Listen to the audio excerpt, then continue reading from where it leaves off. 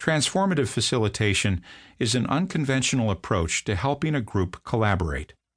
It involves working through the purpose and objectives of the collaboration, who will participate, in what roles, what process they will use, and what resources they will require, and reviewing and revising all these elements as the work unfolds.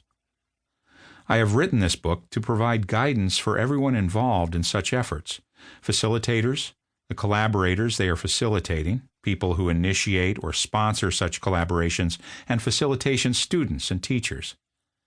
Everyone who is involved in a collaboration will benefit from understanding the theory and practice of transformative facilitation.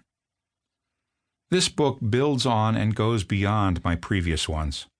Solving Tough Problems and Collaborating with the Enemy explained how diverse groups, even ones that don't agree with or like or trust each other, can work together to address their most important challenges. This new book explains what facilitators need to do to support such groups. It is focused on the work of the facilitators rather than of the groups. Transformative scenario planning explained one methodology for collaborating to shape the future.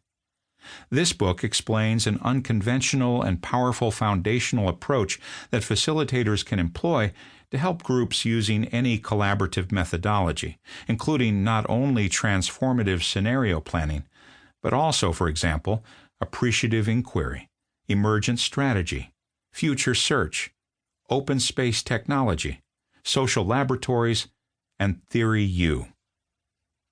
Power and Love explained how people who want to affect change need to employ not only power, the drive to self-realization, but also love, the drive to reunification. This book fills in a missing piece of this puzzle.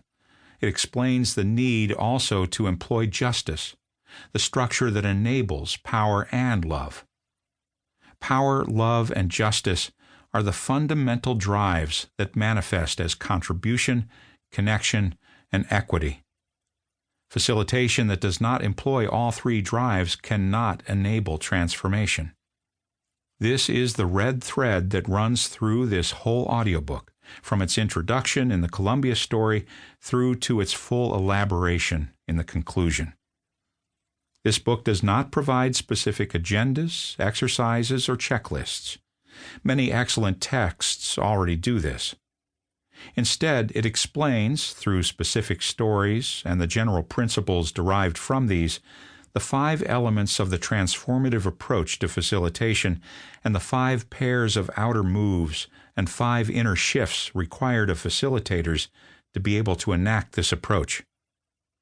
The stories I tell are of my own first-hand experiences of facilitating and the lessons I have learned from them.